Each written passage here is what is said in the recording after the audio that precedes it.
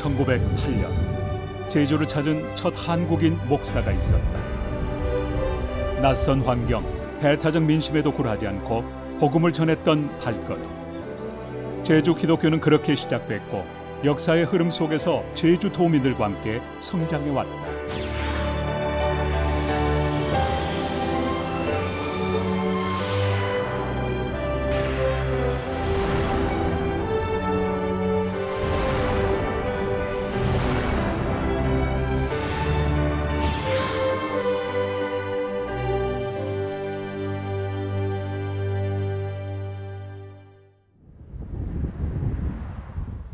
하루에도 수백 번 비행기가 뜨고 내리는 제주국제공항.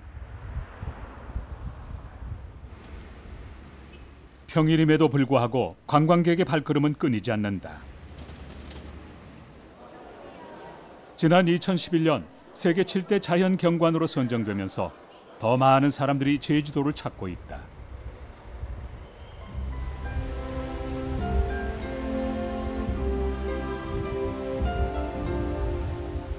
사람들이 즐겨 찾는 곳은 아름다운 풍경을 오감으로 느낄 수 있는 올레 코스.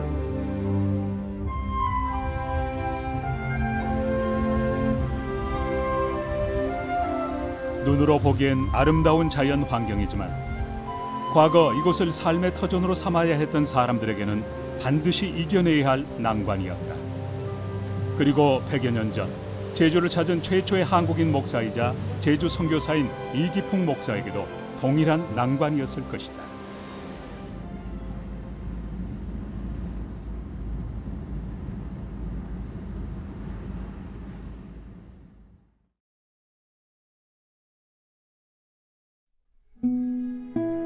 제주에 복음을 전한 첫 번째 선교사였던 이기풍 목사. 기념관에 전시된 여러 자료들에는 스스로 제주 선교사로 자원한 그의 선교 정신이 담겨 있는 듯했다. 과거 육지 사람들에게 제주도는 죄의 형벌로 가야 하는 유배지로 인식되어 왔는데, 그렇다면 이기풍 목사는 어떤 이유에서 사람들로부터 소외된 땅 제주도에 선교사로 자원을 했을까? 1868년 평양에서 출생한 이기풍 목사는 젊은 시절 주목으로 꽤나 유명한 사람이었다.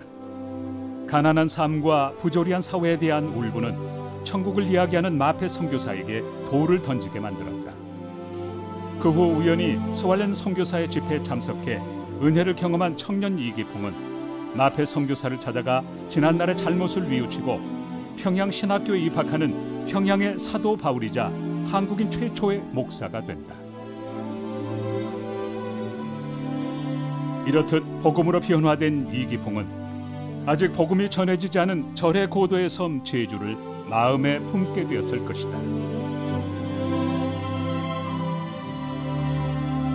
최초의 한국인 목사 사진을 액자 속에 간직하고 있는 한 가정을 방문했다. 외할아버지께서 제작진에게 무엇인가 열심히 설명하는 사람. 바로 이기풍 목사의 외손자 신현섭 목사다. 그리고 이기풍 목사의 막내딸이자 신현섭 목사의 어머니인 이사례 권사는 아버지에 대한 기억을 기록으로 남겨놓았다. 어머니께서 그 1965년도에 신동아 넌픽션 모집 때 외할아버지의 그 순교 신앙에 대해서 어머니께서 증언을 했던. 어머니 이사례 권사가 남긴 기록은 영화 시나리오로 만들어졌고 대학 때 연극을 공부한 신현섭 목사가 이기풍 목사 역을 맡았다. 이와 같은 영어 제목으로 해서 이거는 한국말이 외할아버지의 삶 속에서 관용, 100번의 인내, 겸손을 체험한 것이다. 외할아버지가 지금 사모님 되시는 유남의 권사님의 또 강력한 기도와 권유로 용기를 가지고 최초의 그 선교사로 자원을 하게 됩니다. 근데 사실은 당시에 이제 뭐 평양을 비롯해서 요즘식으로 얘기하면 대형 교회 목회자가 돼서 편안하게 목회를 할 수 있음에도 불구하고 길선주 선배 목사님에게는 평양을 하게 하시고 이제 스스로 외할아버지가 자청해서 이제 1908년에 당시에 이제 동로회가 조직이 됐는데 그 동로회 파송으로 제주도에 선교사로 가시게 됐습니다. 1907년 한국교회는 교회로서의 조직을 갖춤과 동시에 제주 선교를 결의한다. 그리고 복음의 빚진 자임을 몸소 경험한 이기풍 목사를 제주도의 첫 선교사로 파송한다. 평양 장대현 교회에서 파송 예배를 드린 이기풍 목사는 서울을 향해 출발. 교우들의 환영 속에 승동교회에서 일주일간 머문다. 다시금 목포로 출발해 양동교회에서 부흥회를 인도하고 목선으로 제주도를 향해 떠나지만 풍랑으로 추자도에 체류. 1908년 2월 중순 복음이 필요한 땅 제주에 첫 발을 내딛게 됩니다.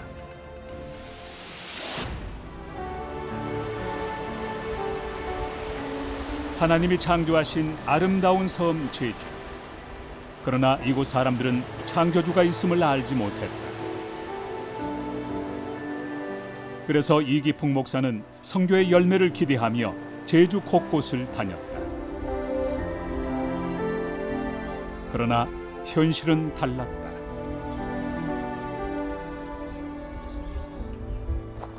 섬사람 특유의 폐쇄적인 기질과 수년 전 천주교의 권위적인 선교 방식으로 인해 일어난 이재수의 난은 외부인과 서양 종교에 대한 극심한 반감을 갖게 만들었고 이기풍 목사는 점차 지쳐갔다. 제주 선교 하도 힘드니까 마폴 선녀 선교사에게 편지를 보내.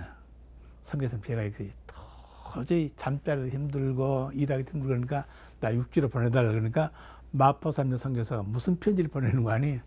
아직도 흉터가 있는데 이 턱 밑에 이 흉터 없을 때까지 당신 거기 있어야 됩니다. 기가 막힌 일 아닙니까?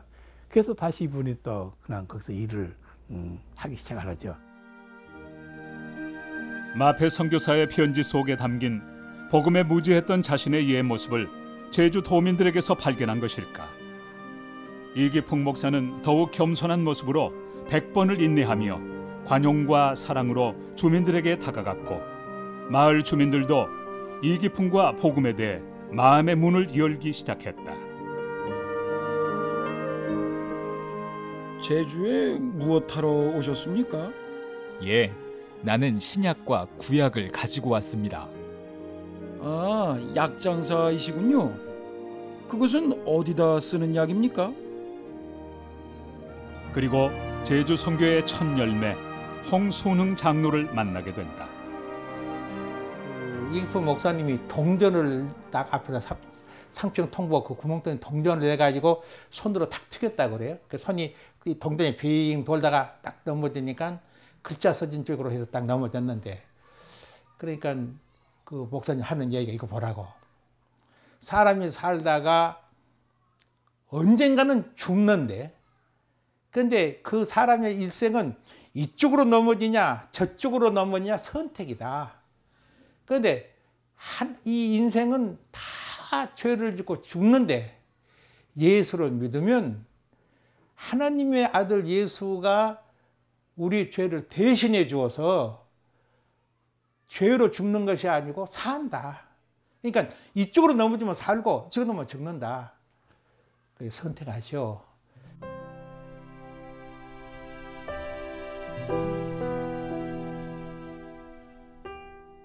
홍순흥 장로는 복음을 선택했다.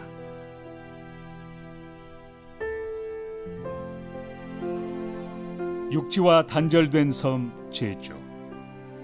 각종 미신과 우상에게 지배당했던 곳이었지만 복음의 빛이 비춰지자 섬 사람 특유의 폐쇄적인 기질과 완고함은 오히려 어떤 어려움에도 신앙을 포기하지 않는 강직한 믿음을 갖게 했다.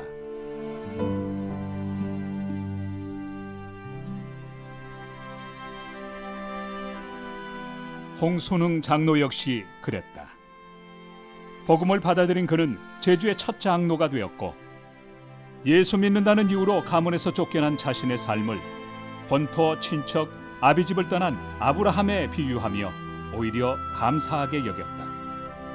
그리고 그 신앙은 자자손손 이어져 왔다.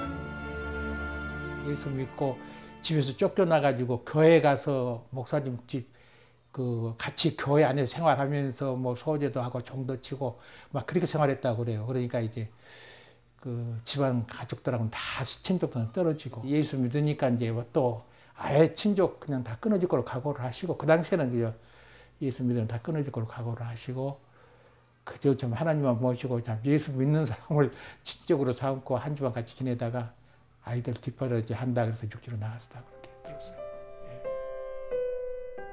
이렇듯 초창기 제주 기독교인은 그래도 예수를 믿겠다라는 강한 믿음을 소유했고 이기풍 목사와 함께 제주 곳곳에 교회를 세워나갔다. 제주 교회가 성장하면서 총회는 효율적인 선교를 위해 제주도를 지역별로 나누고 삼북 지역은 이기풍 목사, 산남 서쪽은 윤식명 목사, 산남 동쪽은 임정찬 목사로 하여금 담당케 했다.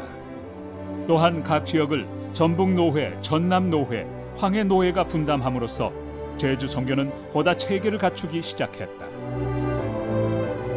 당시 제주도는 행정구역상 전라도에 속해 있었기에 호남 지역에서 활동했던 미국 남장로교 선교사들도 제주 선교에 참여했고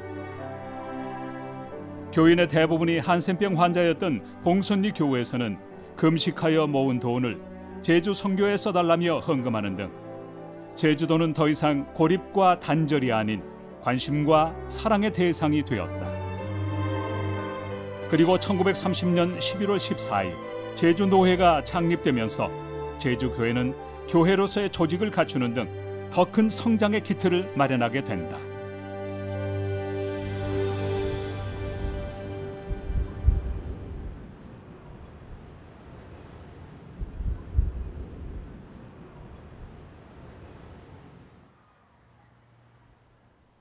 약 58만의 제주도 전체 인구 중 41만여 명이 거주하고 있는 제주시.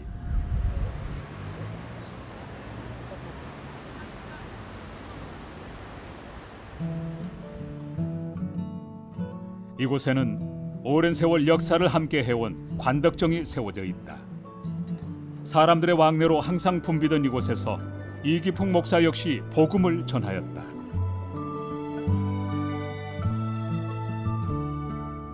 그리고 관덕정 건너편에는 제주도의 첫 번째 교회로 알려진 제주 성내교회가 위치해 있다.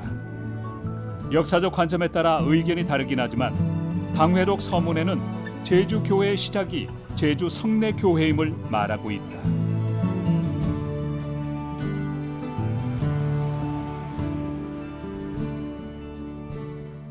교회 마당에 서 있는 한 그루의 커다란 팽나무. 300개의 나이테를 두른 이 나무는 제주 기독교 100여 년의 시간을 말없이 지켜봐왔다. 이 나무 그늘 아래서 이기풍 목사는 사람들을 모아놓고 말씀을 전했고 이기풍 목사의 자녀들은 전도 나간 아버지를 기다렸다. 그때는 어린 시절에 이렇게 아버지가 그리워서 늘 그 탱자나무가 친구 거기서 기다렸었는데 그렇게 어려운 가운데서도 복음을 위해서 그렇게 애를 썼는데 자기는 정말 철없이 그저 아버지 늦게 오신다고 그냥 울고 어리광을 부리던 그런 추억의 장소였다라고 하면서 그 장소 오시더니 다시 어머니가 결의를 다짐하시더니 아버지의 만분지 이래도 미치진 못하지만 나도 아버지처럼 그런 선교적인 삶을 꼭 살도록 네가 나 위해서 기도를 많이 해달라 그렇게 얘기했던 저 개인적으로도 정말 추억의 그런 장소입니다.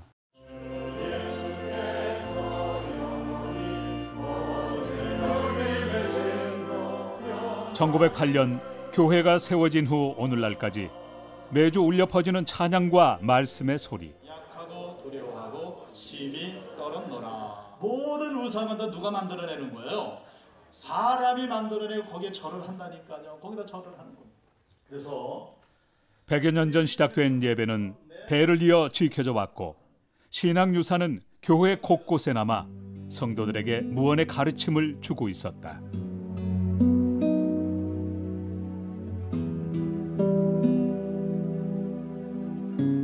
제주 성내교회의 신앙은 그렇게 이어져 오고 있었다. 우리 이기풍 목사님이 제주도 땅에 도착하실 때 이미 예수님을 영접하셨던 분들이 계셨습니다. 그분들이 이제 김재원 장로님, 또 김행곤 성도님 등등이 계셨는데 그분들이 이제 뜻을 같이 해서 이제 복음 전도하시면서 세우신 교회가 이 최초의 교회 제주 성내교회가 됩니다. 그 이후로 우리 제주 성내교회는 제주도의 장자교회 그리고 모교회로 복음 전파에 앞장서게 되죠. 그래서 이 성내교회를 중심으로 해서 제주도 땅에 동서남북으로 복음의 증거가 되고 그 이후로 이제 많은 교회들이 세워지게 됩니다. 오랜 기간 복음을 기다렸던 제주 사람들은 강직한 신앙심과 더불어 제주도 전역에 교회를 세워나갔고 이는 은혜의 강물이 되어 영적으로 척박한 땅 제주도를 옥토로 바꿔나갔다.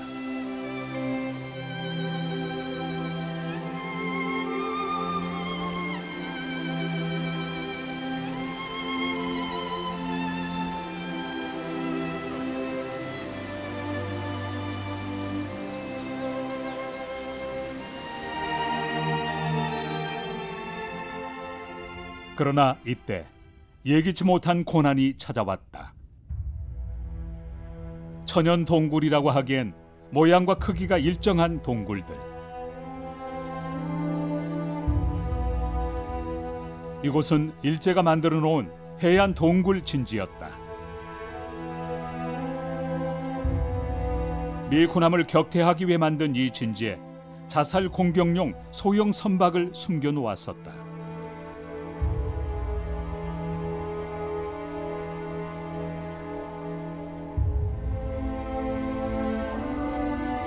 한반도를 식민지로 삼은 일본은 중국과 한국 그리고 필리핀 제도를 연결해주는 제주도의 지리적 이점을 간파하고 곳곳에 군사 기지를 만들어 전쟁에 대비했다.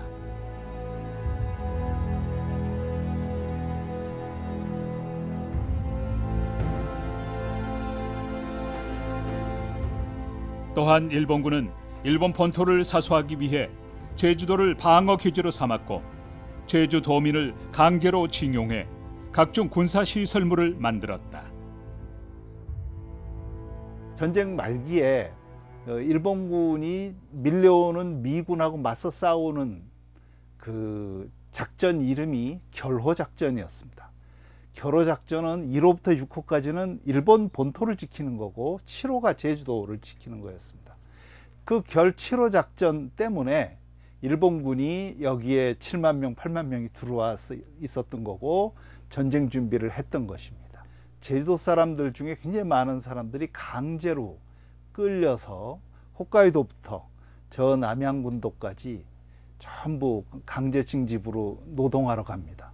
그리고 제주도에 남아있던 사람들은 일본군들이 들어와서 전쟁 준비하는데 다 동원이 돼가지고 나가 일했는데 일하다가 공사장에서 부상으로 사고로 죽은 사람들도 굉장히 많았습니다.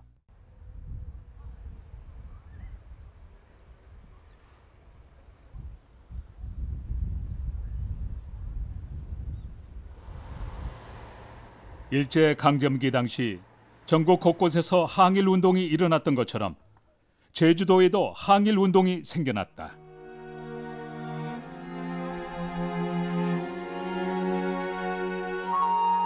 그 첫 번째는 조천 지역을 중심으로 한 이른바 조천 만세 운동이다. 서울에 유학 중이었던 김장환은 제주도로 귀향하여 육지에서의 3.1 만세 운동에 관한 소식을 전했고 동지들을 모아 만세 운동을 전개했다.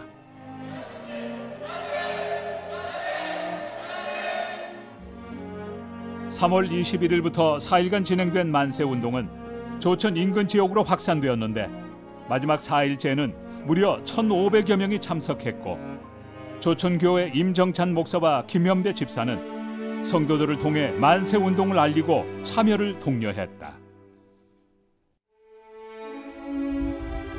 1909년 이기풍 목사에 의해 설립된 조천교회. 조천교회 성도인 김현배 집사는 주일이 지난 23일과 24일에 만세운동을 주도한다. 결국 보안법 위반으로 투옥된 김연배 집사는 출감 후 고문 후유증으로 28세 젊은 나이에 요절하고 만다. 참으로 짧은 생애였지만 그가 남긴 신앙은 강렬했다. 그분이 돌아가실 때 어머니한테는 남겼다는 그 유서가 자기 여동생, 신촌 지역에 시집을 갔던 여동생이라는데 그 여동생한테 주었던 편지 내용을 지금 아마 그분이 묘비에 새겨 있다고 그랬습니다. 그러니까 그때 그 새겨진 내용을 지금 우리가 보면은 이 생명 다하도록 예수를 믿겠다. 그러면 예수를 믿으면 영생할 것이라는 것이 그 비문에 쓰여 있는 걸로 봐서 그 당시에 그분이 믿음이 돈독했고 하나님에 대한 그 어떤 그 믿음을 가졌기 때문에 그처럼 독립운동도 할 수 있었고 하나님이 도우셨기 때문에 그분이 생애는 짧았지만 예수님을 전하는데 큰 도움을 많은 청년들한테 도와주지 않았나.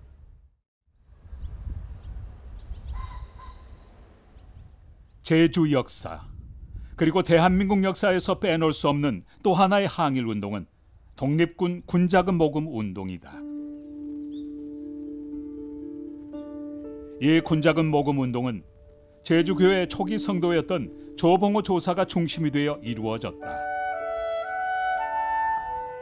이기풍 목사가 제주도에 오기 전 서울에서 유학을 통해 신지식과 복음을 접했던 조봉호는 고향 제주에서 이기풍 목사를 도와 교회를 설립하고 아이들을 가르쳤다. 그러던 중 상해 임시정부에서 보낸 김창규라는 사람을 만나 군자금 모금 운동에 참여해 줄 것을 권유받자 당시 성내 교회를 담임했던 김창국 목사와 함께 제주 교회들과 협력하여 교인들을 중심으로 모금 운동에 들어갔고 교회를 통해 관련 문서를 배포했다. 약 4,500명의 사람이 참여해 10,000원을 임시정부에 송금했는데 당시 쌀 한 가마가 4원이었다고 하니 실로 놀라운 금액이 아닐 수 없다. 그러나 일제에 의해 발각, 관련자 60여 명이 체포되자 조봉호 조사는 모든 책임을 홀로 지며 모진 고문 끝에 옥사하게 된다. 일제 강점기 당시 제주 교회와 성도들은 나라의 어려움을 외면하지 않았다. 신앙을 지키는 것조차 힘든 시기였지만 제주 성도 그 특유의 강직함을 다시금 보여준 것이다.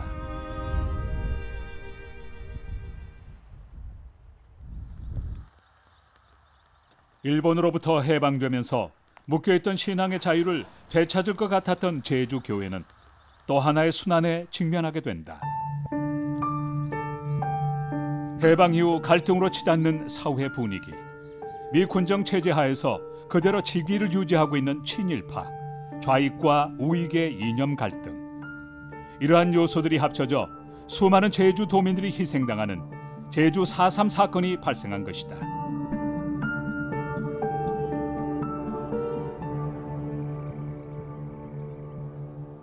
제주 4.3 사건은 해방의 기쁨을 누릴 새도 없이 찾아온 고통의 시간이었다. 해방 후 제주도의 혼란스러운 사회 분위기는 각종 시위와 파업으로 이어졌고 제주도 내 남로당은 여기에 편승해 좌익 세력을 확장해 나갔다.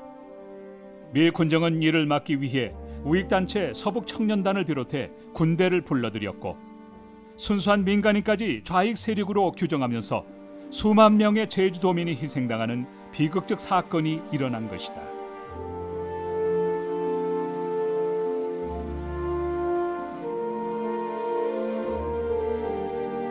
밤이 되면 산에 있던 좌익 무장대가 마을로 내려와 민간인을 죽이고 낮에는 진압대가 와서 죽이는 악순환은 계속됐고 거리는 시신으로 넘쳐났다. 계엄령이 선포되면서 군인에게는 즉결 처분이 주어져요. 그래서 우리 가족이 10명이면 10명 만약에 없다 하면 이게 도피자 가족이 되면서 무슨 사건이나 나면 보복 대상자가 됩니다. 그랬을 경우에 마음 놓고 내려갈 수도 없는 입장인 거예요. 그러다 보니까 산을 선택해서 피난 생활을 하게 되거든요. 그래서 실제로 4.3 사건의 희생자는 이런 활동가 별로 없고 거의 80% 이상이 그냥 순수 민간인이다라고 볼 수 있을 정도로 전체 희생자가 25,000에서 3만 명이에요. 그래서 이게 제주도 인구 27만, 당시가 27만이라고 했을 때 9분의 1이 희생된 숫자거든요. 제주 4.3 사건의 피해는 현재 진행형이다. 부모는 자녀의 죽음을, 자녀는 부모의 죽음을 바라보아야만 했고 자신이 살던 마을 전체가 불태워지는 것을 목격해야 했다. 제주 도민들은 이러한 마음속 응어리를 가슴속에 담고 살아가고 있는 것이다. 그리고 그 마음속 응어리를 풀기 위한 노력은 제주 4.3 사건 당시 교회로부터 시작됐다.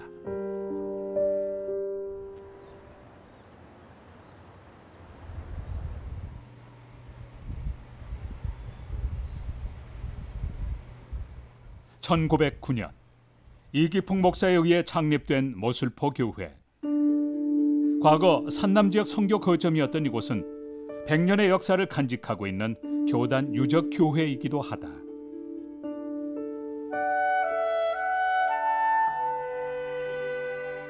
모술포 교회를 담임한 역대 목사들은 모두 제주 기독교 역사에 공헌한 인물들로, 특히 8대 조남수 담임 목사는 제주 4.3 사건 당시 생명의 위협을 받는 가운데서도 도민들의 생명을 구하고자 애쓴 참 목자였다.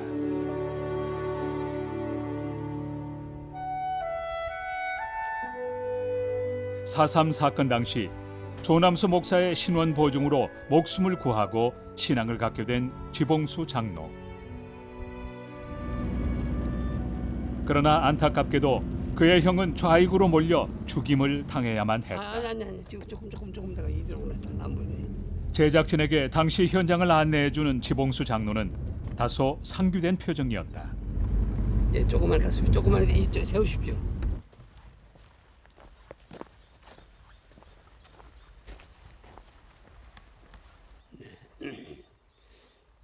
지금 이 장소를 대설터라고 그렇게 합니다. 왜 대설터라고 하는 거니까 1948년 12월 12일 날입니다. 12일 날에 대정지서에 한 50명가량을 감금한 사람을 이 장소에 와서 총살하려고 이 장소에 와서 집결시키고, 그 당시 그 총살하는 광경을 보게 하기 위해서 이 상모 주민을 전부 동원시켜가지고 여기에 모이게 했습니다. 가족 중 누군가 없으면 무장대가 된 것으로 간주해 그 가족을 대신 죽이는 대살까지 행해지면서 희생자 수는 더욱 늘어만 갔다. 도민들은 삶과 죽음의 경계에서 하루하루를 살아야만 했던 것이다. 그러니까 조 목사님이 생각해 보니까 결국 그 죽는 사람들이 무슨 큰 죄가 아니거든요. 쌀 줬다, 옷 줬다, 뭐 이렇게 하면은 다 이제 그 죽는 건데, 그런 사람들이 죽어가니까 죄 없이 이렇게 죽으면은 낮에는 경찰에서, 밤에는 산에서 와서 죽으면 제주도민 다 죽게 생기지 않습니까? 그게.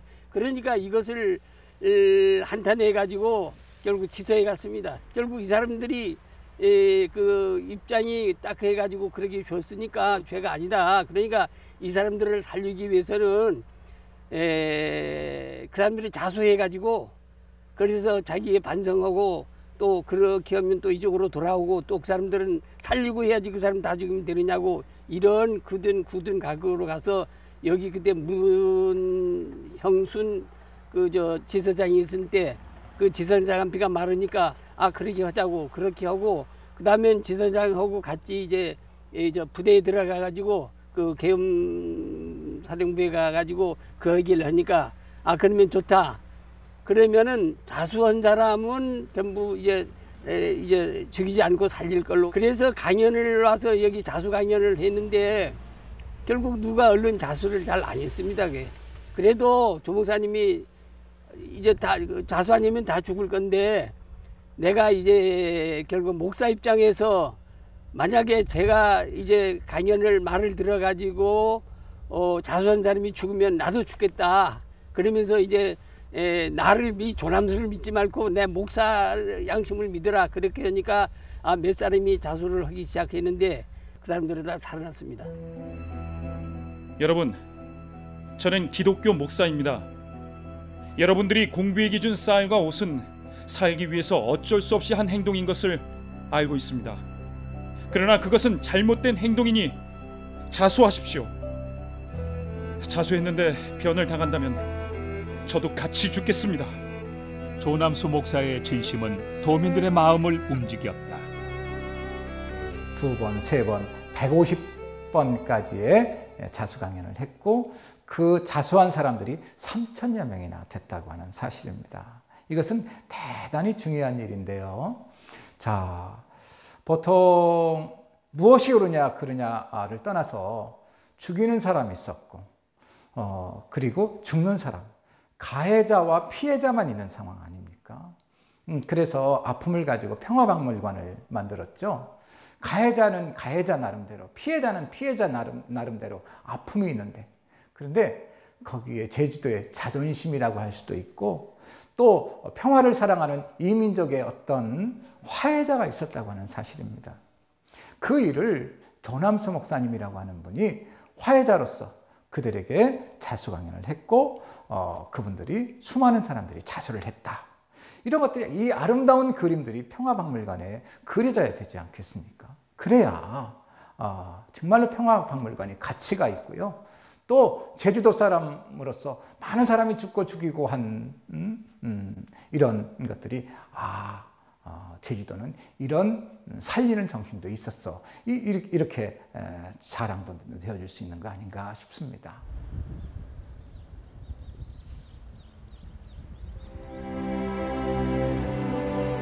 비록 제주 4.3 평화기념관에는 조남수 목사에 대한 기록이 없지만 자수 강연을 듣고 생명을 구한 사람들이 마을 어귀에 공덕비를 세움으로써 조남수 목사의 행적에 대해 증언해주고 있다. 특히 그들은 기독교에 대해 새로운 시각을 갖게 되었다.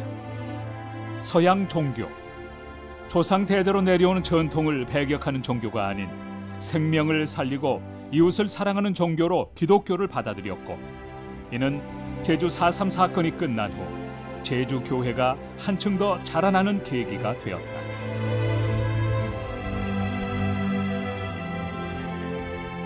그러나 희생 없는 열매는 없었다. 제주 4.3 사건으로 오히려 제주 교회는 부흥했지만 도민을 비롯해 교인들과 목회자들이 생명을 잃었다.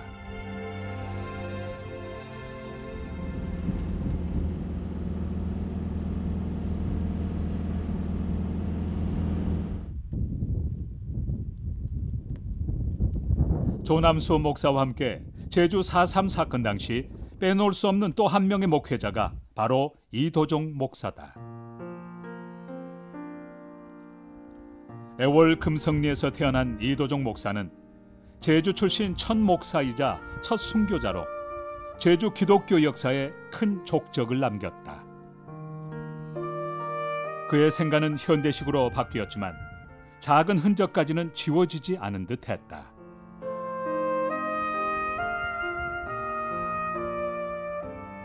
이 집에는 이제 이도종 목사님께서 태어나신 장소라고 알려져 있습니다. 1892년생이시니까 벌써 120년 전 일이 됩니다. 그 아버지 이도년 장로님도 아직 이제 예수 믿기 전이고 제주도에 기독교가 들어오기 전의 일인데 이 마을에 이제 사셨어요. 대대로 이 마을에 사셨던 건 아니기 때문에 또 집을 자주 이렇게 옮겨 다니셔야 했고, 그것이 이제 한 어떤 집으로 뚜렷이 남아있지 않은 이유가 되기도 합니다. 그렇지만 또 복음을 받아들이신 이후에는 자신의 집을 기도처소로 혹은 또 교회 터로 이렇게 제공하면서 아주 충성되게 헌신하신 그런 일꾼이 되셨고, 또 그 아들 이도종 목사님께서는 목사 과정을 다 밟으시고 또 임직받으시고 또 제주교회를 위해서 헌신하신 그런 좋은 목회자로, 제주의 첫 목회자요 순교자로 이렇게 남아 있습니다. 제주 출신 첫 목사이자 첫 순교자. 죽음을 두려워하지 않았던 그의 신앙은 아버지를 통해 물려받은 듯했다. 부친 이덕년 장로는 초기에 제주 신자들이 그랬듯 강직한 믿음을 소유했고 장로 대표가 되어 아들과 함께 총회에 참석하는 기쁨을 맛보았다. 저희 증조부대이시는 이덕년 장로님께서 일가 친척들을 모아놓고 우리는 이제 예수 믿기로 그렇게 우리 집안은 결정을 했으니까 이 가문하고 우리 집안하고는 이제 상관 말아달라 그렇게 설명을 했다 그럽니다. 그런데 그 가문에 좀 어른 되시는 분이 젊은 청년들을 데려와 가지고 이덕년 할아버지를 증조부님을 멍석마리를 해서 정말 초죽음이 되도록 두들겨 팼다 그럽니다. 그렇게 초죽음이 되도록 두들겨 팬 후에 너 이래도 예수를 믿겠느냐 그렇게 했을 때 제주말로 제주 사투리입니다. 경해도 예수 믿으크다. 이것은 그래도 예수를 믿겠습니다 하는 그런 말이 되는데 그렇게까지 모진 고난과 핍박과 아픔이 있었지만 예수를 영접한 그러한 특별한 예수님의 그러한 사랑으로 예수님을 믿게 하지 않았나 그런 생각이 들어집니다. 이기풍 목사의 추천과 아버지의 도움으로 평양신학교를 졸업한 이도종 목사는 제주 출신 첫 목회자가 되었고 제주도로 돌아와 여러 교회를 다니며 순회 목회를 감당했다. 특히 그는 제주 문화를 이해하고 도민을 포용할 수 있는 제주 출신 목회자를 양성하기 위해 성경학원을 건립했다. 당시 일제의 탄압은 점점 심해져 제주 노회는 신사 참배를 받아들였는데 그 당시 노회장이었던 이도종 목사는 다음에 열린 총회는 고의로 결석했다. 27회 총회는 신사 참배를 가결하도록 일제가 미리 각본을 짜놓은 총회였었기 때문이다.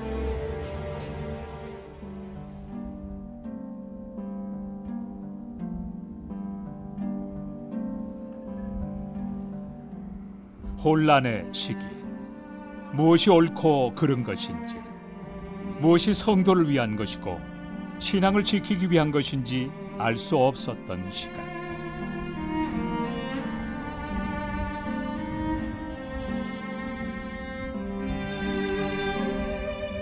그리고 이어지는 좌익과 우익 간의 이념 갈등. 이도종 목사는 이런 혼란의 시간 속에서 목회직을 내려놓고 귀농 생활에 들어갔다.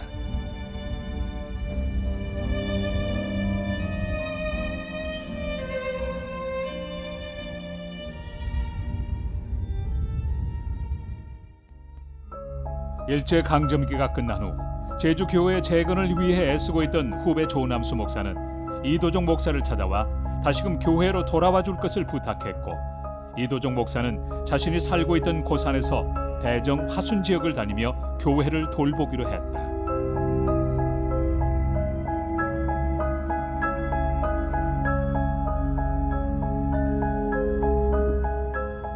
(1948년 6월) 성도들을 만나기 위해 자전거를 타고 대정으로 향했던 이도종 목사는 끝내 교회 성도들을 만나지 못했다.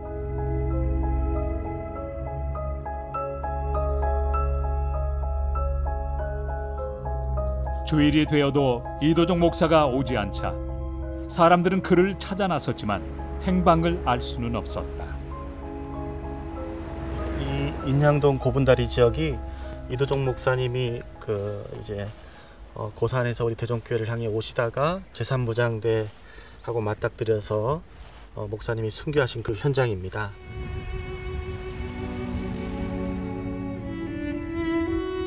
이도종 목사는 대정교회로 향하던 중 무장대를 만났다.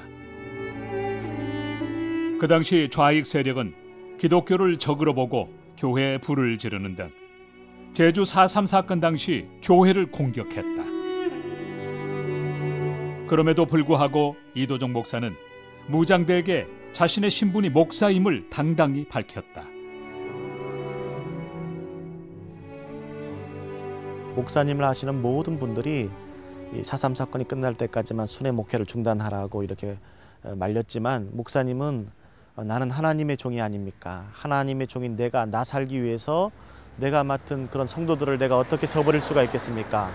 그리고 이런 날릴 때일수록 내가 돌보는 교회 교인들은 얼마나 무서워하면서 하나님 앞에 부르짖겠습니까? 나 살기 위해서 내가 그런 우리 성도들을 돌아본 것을 제가 중단할 수 없습니다 하면서 그렇게 목숨 걸고 순회 목회를 계속 하신 겁니다. 무장대는 이도종 목사를 생매장하기로 결정했다. 이도종 목사는 최후의 순간이 다가오자 무장대에게 성경책을 건네주며 회개하고 예수 믿을 것을 권유한 후 주여 이 영혼을 받으소서라고 나직이 기도했다. 이도종 목사를 생매장했던 무장대원이 검거되면서 이러한 사실이 밝혀졌다. 공비들이 있던 주위에는 옛날 일제 강점기 시대에 개인 참모들이 많이 파져 있었던 지역이었습니다. 그래서 구덩이 같은 곳에 밀어놓고 이제 생매장 하려고 했을 때 잠깐 나 가방을 달라 해서 거기서 시계와 성경책을 꺼내고는 자네들이 하나님의 사람을 몰라서 이렇게 하는 것인데 자네들도 이것이 잘못된 일인 줄 지금은 모르겠지만 나중에 알게 될 터인데 하나님을 믿고 우리 후일 천국에서 만나자. 참 그러한 말씀을 하시고 최후를 맞으셨던 거죠. 예, 정말 무슨 무기에 의해서 살해된 것이 아니고 살아있는 상태, 그 상태에서 그냥 그 공비들이 흙, 돌 그런 걸로 그냥 막 매장을 시킨 겁니다. 살아있는 상태에서 생매장을 시킨 겁니다. 그렇게 해서 이제 순교를 당하신 것입니다. 상당히 그 당시에 얼마나 고통스러웠을까 하는 그런 인간적인 연민의 정도 됩니다만은 참 순교하신 영광스러움이야 그거에 비해서 더할 나위가 없겠죠. 이도종 목사의 시신을 수습한 가족은 장례 예배를 드리고 순교 기념비를 세웠다. 제주 교회는 이처럼 순교의 희생미에서 부흥과 성장을 이루어 온 것이다. 또한 6.25 전쟁이 발발하자 피난민들이 제주를 도피성 삼아 몰려들기 시작했고 군인교회와 피난민교회가 세워지면서 또 다른 부흥의 전기를 마련했다.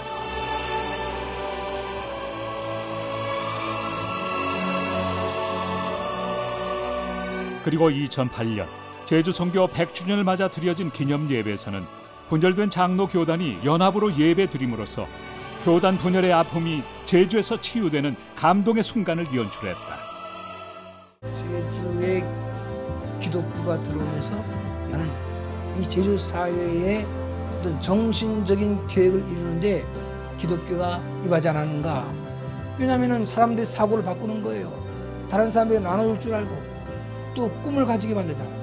제주인들이 가장 행복하게 살 수 있는 길을 오늘 교회가 감당해야 된다고 생각하고 있습니다. 초대 교인들의 뜨거운 복음의 열정이나 믿음을 우리가 오늘 다시 한번 리와인드해서 부흥을 이룰 수 있는 그런 믿음들, 그런 비전을 품어야 하겠다라는 그런 생각을 합니다. 특별히 어린들과 청소년, 청년, 다음 세대들을 향한 특별한 관심과 전략을 가지고 제주도 교회가 하나로 뭉치는 것이 우리의 과제가 아닐까라고 개인적으로 생각하고 있습니다. 제주가 가지고 있는 이 영적 기독교 유산들을 함께 돌아보고 또 거기서 많은 생각을 갖고 그 영성을 같이 나누는 그런 것이 필요한데 그런 것은 우리 제주 기독교와 제주 교회들이 감당해야 할 일입니다. 그래서 알리고 홍보하고 나누고 참 의미 있는 일이라고 생각합니다. 복음의 물결을 받아들인 초기의 제주 성도들은 어떠한 풍랑에도 흔들리지 않는 강직한 믿음을 소유했다. 그리고 그 믿음은 대대로 이어오며 아픔과 굴곡진 제주 역사 속에서 때로는 생명을 구하고 때로는 순교의 피를 흘리며 제주 도민들과 함께 해왔다. 이제 제주 교회는 이러한 선조들의 신앙 유산을 기억하며 또 다른 믿음의 항해를 계속해 나갈 것이다.